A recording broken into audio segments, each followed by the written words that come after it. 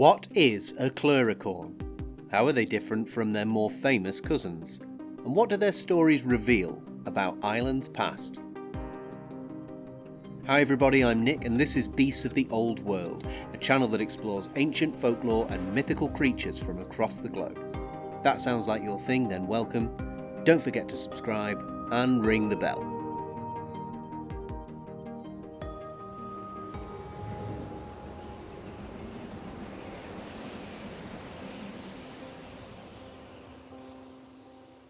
The Clurichaun is one of the more elusive figures in Irish folklore, often overshadowed by his more famous cousin, the Leprechaun.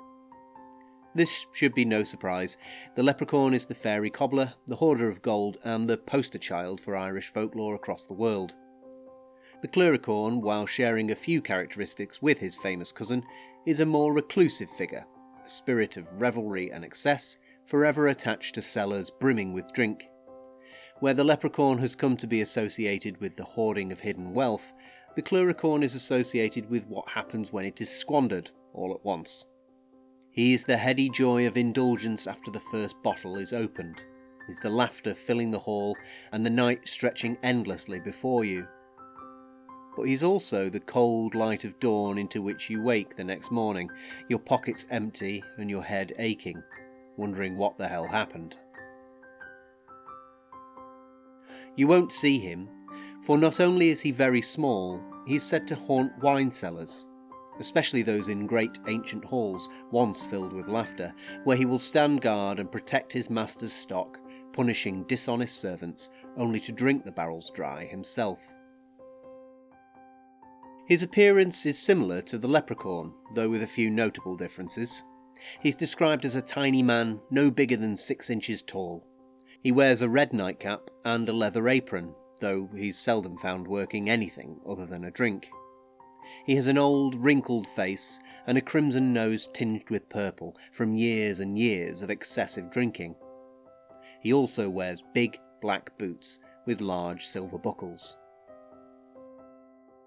Catherine Briggs describes the Clurichaun as a kind of buttery spirit, feasting himself in the cellars of drunkards or scaring dishonest servants who steal the wine.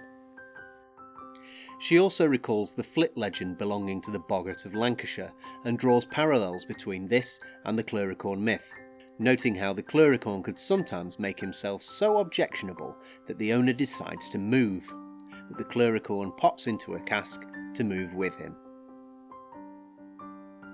But the Clurichaun is not merely a drunken spirit of revelry. As is common with many creatures from Irish folklore, there is a bit more going on here, and a duality at play with his nature and its character.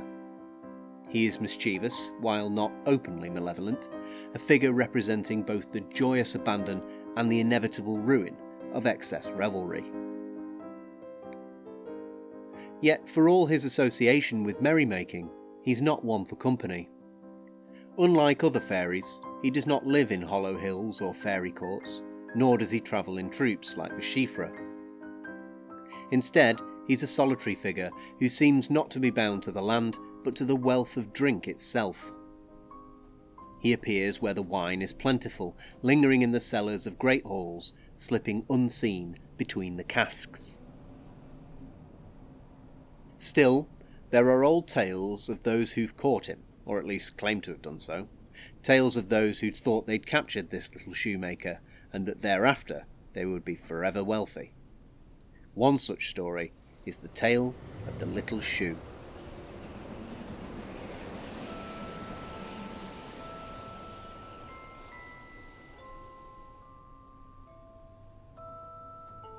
The sun was setting over the farm after what had been a very long day. Mr. Corgan, the farmer, had been toiling hard in the fields, and his mare was utterly spent after working very hard all day long. As the last rays of sunlight disappeared behind distant hills and the gloaming held sway over land, Mr. Corgan walked over to the stable to check on his mare and see that she was eating her hay. But as he approached the stable door, he heard a very strange noise. He listened closely. Somebody was hammering away at something, whistling the strangest and loveliest tune he had ever heard. Thwack, thwack, thwack went the noise over and over, and so Mr. Corgan crept quietly up to the door and peered in through cracks. His eyes fell upon a tiny man, no more than 6 inches tall, wearing a leather apron, a red nightcap, pale blue stockings and black boots, each adorned with a large silver buckle. In his little hand there were a little hammer, and he was busy working away at a little shoe. Mr. Corgan could not believe his luck, for in this strange creature he recognised his own grandfather's words from long ago, for his grandfather had described the Clurichaun exactly, and had told him that if he were ever to catch one, then he would never want for money again, because the Clurichaun always carried a full purse of nearly endless gold. Mr. Corgan opened the door very slowly, very quietly, and crept silently towards the little man, who were hammering and whistling away so loudly and so busily that he never noticed Mr. Corgan till he was caught tight in the farmer's hand.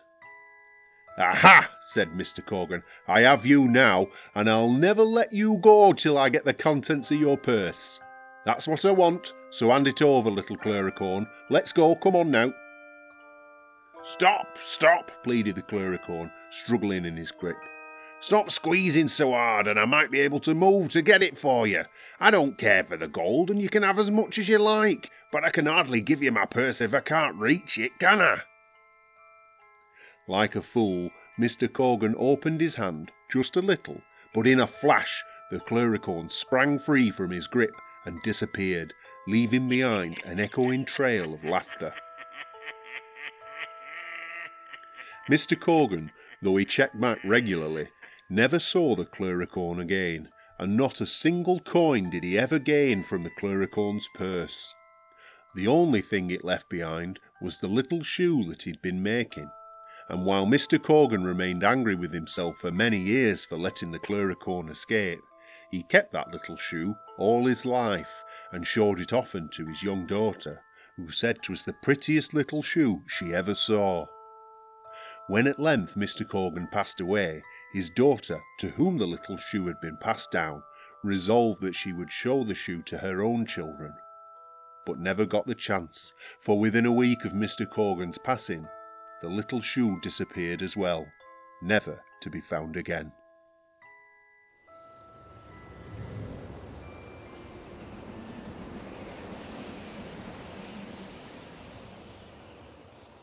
Now, you may be forgiven for wondering if the creature in the tale of the little shoe is indeed a Clurichaun. After all, it was found in a stable, not a cellar, and the story features gold, not wine. Shouldn't a Clurichaun be deep within a wine vault, guarding casks and knocking over empty bottles, rather than hammering away at a shoe? The story appears in Thomas Crofton Croker's Fairy Legends and Traditions of the South of Ireland, first published in 1825, in which an entire section is devoted to the Clurichaun. And yet, the being in the tale behaves suspiciously like a leprechaun, hoarding treasure and making shoes, rather than haunting wine cellars. So, which is it? Are Clurichauns and leprechauns one and the same, or are they distinct creatures? This question is not a new one. Even Croker himself seems undecided. He acknowledges the regional differences in name and behaviour, and suggests that they're simply variants of the same being. It's easy to see why such a conclusion would be tempting. Both creatures have similar physical descriptions, and both have a taste for mischief. Both delight in trickery, and seem bound to the task of guarding a treasure. A golden hoard for one, a cellar full of wine for the other. Indeed, some have suggested that the Clurichaun is simply a leprechaun at leisure, a shoemaker by day and a drunkard by night. But this raises more questions than it answers. If the Clurichaun is simply a leprechaun enjoying his spoils, then why do the two creatures have such starkly different reputations? And why is it that leprechauns appear so frequently in folklore today, while Clurichauns are comparatively rare? While Crofton Croker saw little difference between them, the term leprechaun only appears in his book with reference to the Clurichaun, Today it's quite difficult not to separate the two. If the leprechaun is the hoarder, then the Clurichaun is the squanderer. If the leprechaun's gold represents wealth forever pursued but never attained, then the Clurichaun's wine represents fortune enjoyed but never kept. Their stories also reflect this divide. Those who capture a leprechaun believe they have secured their fortune, only to find that fairy wealth cannot be held onto. Fairy gold is a common motif in Irish folklore, often turning to leaves or to dust the moment the spell breaks, rendering it useless to the mortal who thinks they've won it.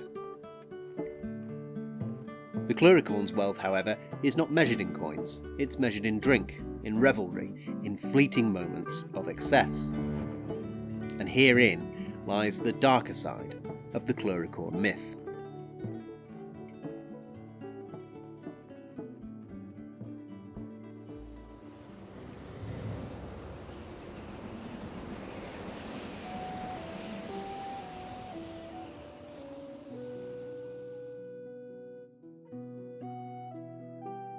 There are few in the south of Ireland who have not heard of the McCarthys, a family of true Milesian stock, renowned for their hospitality and generosity.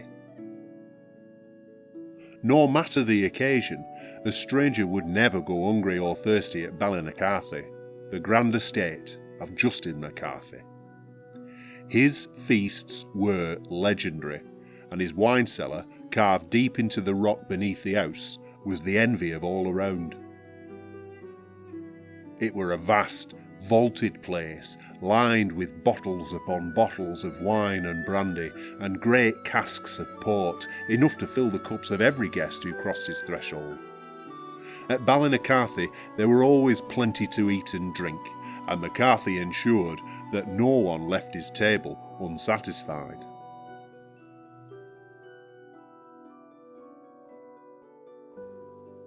And yet, for all its delights, Ballinaccarthy could not keep a butler.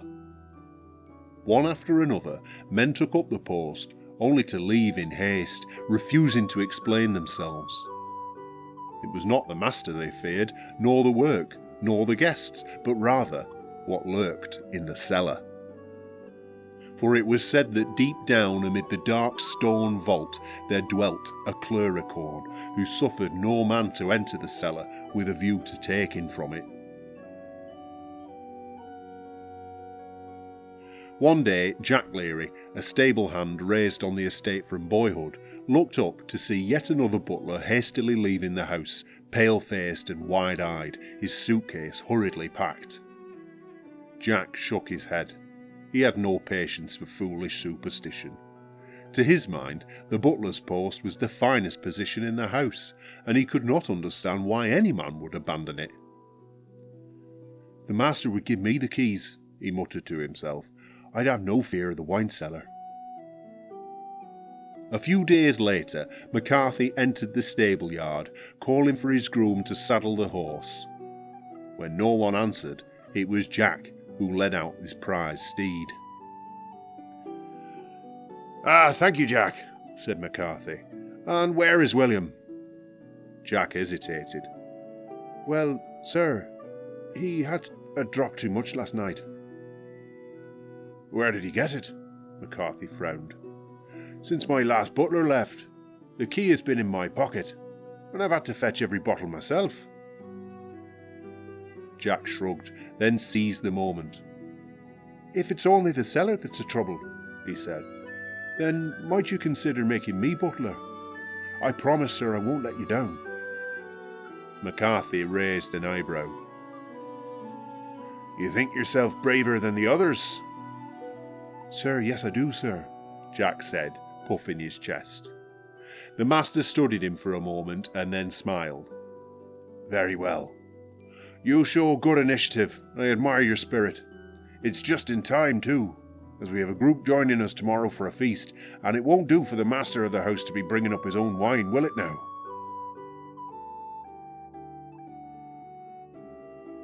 Jack took quickly to his new post. He set the table, arranged the silver, and prepared to wait upon his master and his guests, a band of hunters more interested in port than in delicate wine. They were a pleasant but rowdy bunch, and as the evening wore on, the conversation grew louder, the laughter stronger, and the port lower in the bottles. When McCarthy rang the bell for more, Jack took up the keys and confidently descended into the cellar.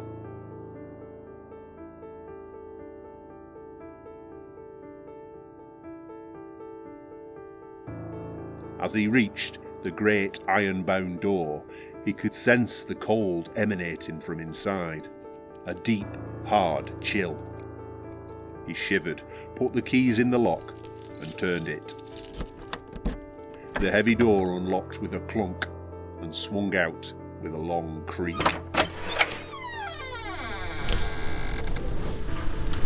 Jack peered inside.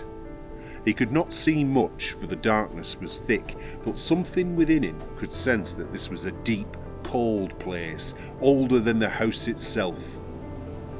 He'd heard that long ago it had been used as a hiding place in times of war. The stairs before him were steep and uneven. He raised his lantern and stepped slowly into the cellar, down the stone steps, and with each step the darkness seemed to press in closer upon him. Standing in the middle of the cellar, he could sense its vastness, with rows upon rows of dark bottles glinting dully in the lantern light. The walls were rough-hewn stone, and between the shelves there were spaces where narrow passages ran, vanishing quickly into the darkness. It was a scary place, Jack had to admit, but not enough to break his nerve. Those other butlers, what a bunch of... Something shifted in the blackness. The unmistakable sound of something scurrying across the floor. Jack breathed out heavily. A rat, very likely. He started to smile when there were another disturbance. The tinkling of glass upon glass from somewhere in the shadows near the stone staircase. He pleaded with himself to keep his nerve. He could see the port just a few feet away. Just go over, collect it and leave. No problem at all. That tinkling sound came again, followed by the hollow sound of an empty bottle rolling across the stone floor. He turned to look at the staircase. A tiny bottle rolled out of the shadows into the dim shaft of light coming from the doorway. Jack took a deep, shivering breath, realising that he'd been holding his breath since the first sound of the little feet running through the dark. "Come on, Jack," he said quietly to himself.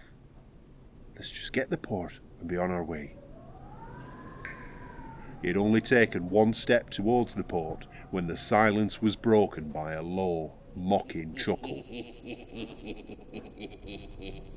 At his feet, a row of empty bottles clinked together as if shaken by unseen hands. His eyes darted up to the heavy door. Forgetting the port, Jack ran back up the steps and made for the door, which now seemed to sway in the breeze. Before he'd even got halfway up the stairs, the door slammed shut. He pushed hard against the door, but it would not budge. The chuckle in the cellar grew into a laugh, high and menacing.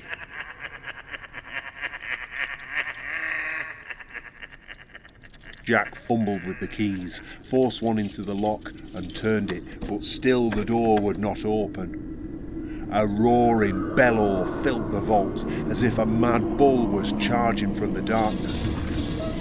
Jack turned, pressing himself flat against the door, and saw now that the casks rocked wildly in their racks, their wooden staves groaning as though the wine within them was struggling to escape. The sound of footsteps, racing in circles, rattled upon the stone floor, round and round, round and round, and then everything stopped. The footsteps had stopped too, at the foot of the stairs. They began again slowly, up one step, then another, and another. Jack could not see to whom the footsteps belonged, and he began to tremble all over. Then too quickly, a tiny shadow jumped out of the darkness and landed upon his lantern.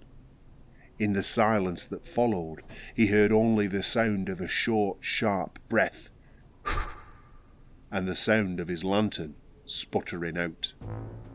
He was plunged into complete darkness.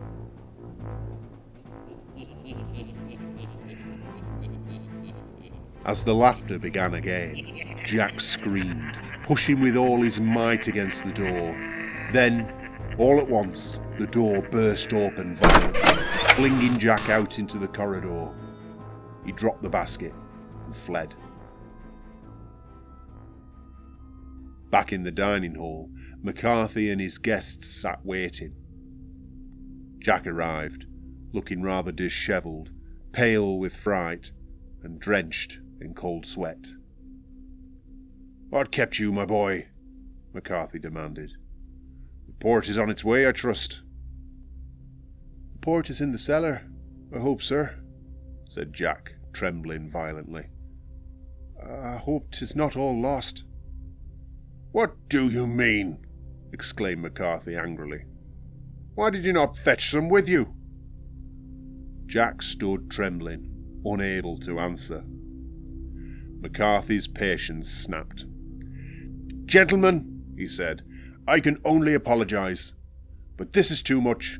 When next we dine together, it will be in another house, for I will not stay where I cannot command my own cellar, nor find a butler to do his duty." Taking the keys and the lantern, he descended into the cellar himself.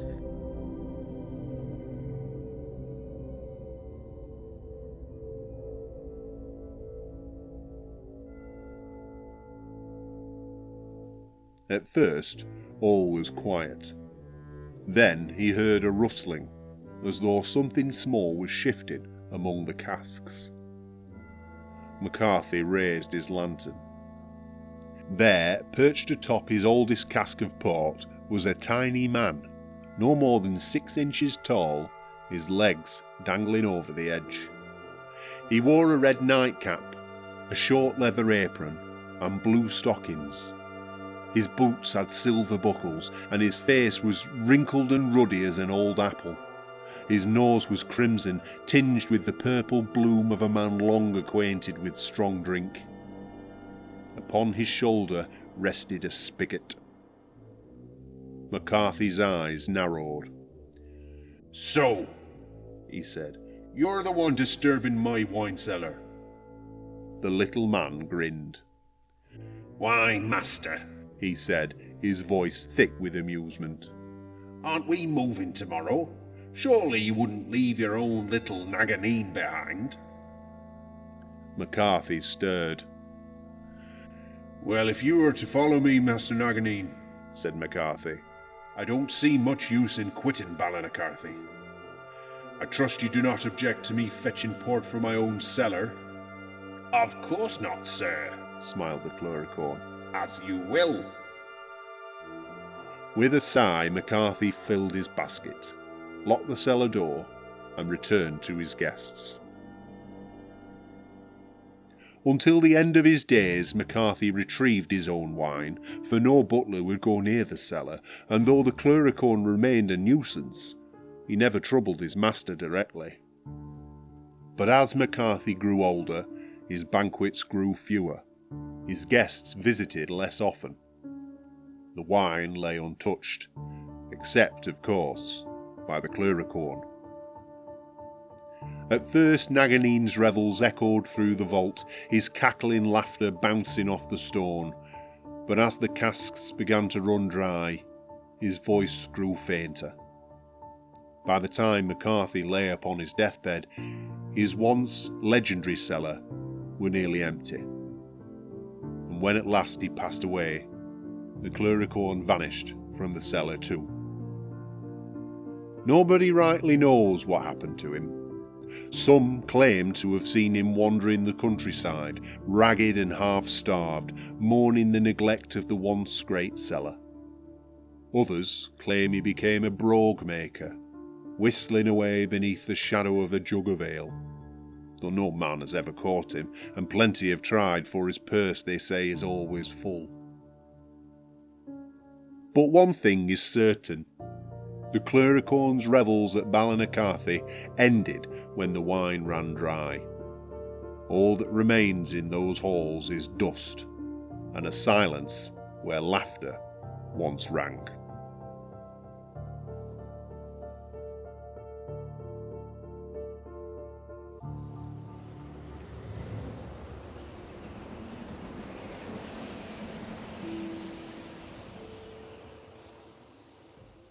At first glance, the Clurichaun seems like a relatively harmless, merry drunkard, stumbling between casks, laughing at his own jokes, playing mischievous pranks upon the hapless servants sent to get the wine.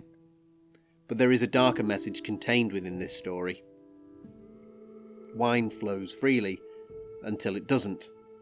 Laughter fills the halls, until the guests are gone. What is left when the party's over but empty bottles and sore heads? The Haunted Cellar paints a picture of late 18th century Ireland, when hospitality was an art form, when the grand estates of Ireland were home to feasts, music and endless revelry. The wealthiest households prided themselves on their cellars, stocking them with the finest port, brandy and wine, their butlers overseeing vast stores that could sustain guests for weeks at a time. And where the wine flowed freely, the Clurichaun was never far away. First published in 1825, Croker's story was already very old, and the island described in its pages was already fading away. These grand halls did not last forever. With time, the feasts dwindled, the laughter faded, and the cellars, once brimming with wine, now held little more than cobwebs. The final lines of the Haunted Cellar also seem to imply that without the master of the house to stock the cellars, the Clurichaun who dwelt within also dwindled away.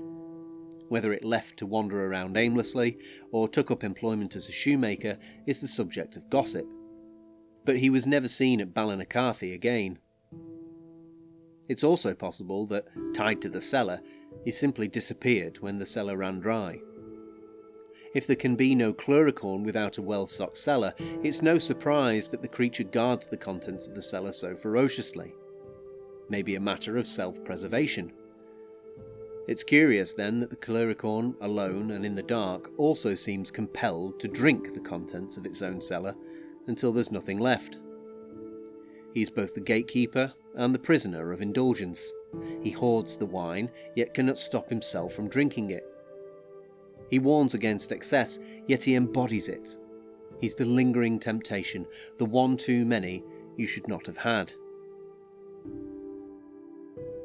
But when the cellar does run dry, where does the Clurichaun go? Could he have slipped into the cellars of old crumbling pubs, where the embers of Ireland's drinking traditions still burned? Does he lurk still in forgotten back rooms, where dust gathers on unopened bottles, waiting for the party to start again? Or does he simply vanish altogether, never to be seen again, a reveller for whom last orders were called long ago? My own view is that creatures like this are never really gone. Their stories echo across time and into our lives. The messages contained within them whisper to us and guide our judgment. We see their characteristics in the follies and in the triumphs of others. If not in the cellars of ancient halls, the Clurichaun lingers deep within us, biding its time, waiting for the day when the bar will open again, when they can once more raise a glass to the house.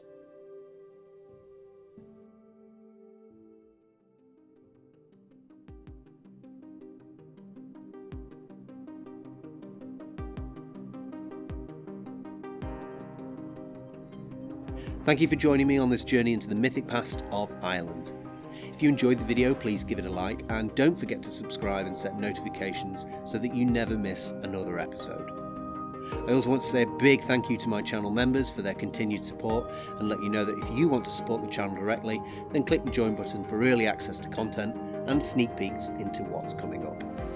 Until next time, whenever you're down the pub enjoying a swift half with friends, remember the Clurichaun. and raise a glass to Ireland's forgotten cellar dweller, for the beasts of the old world still roam wild today.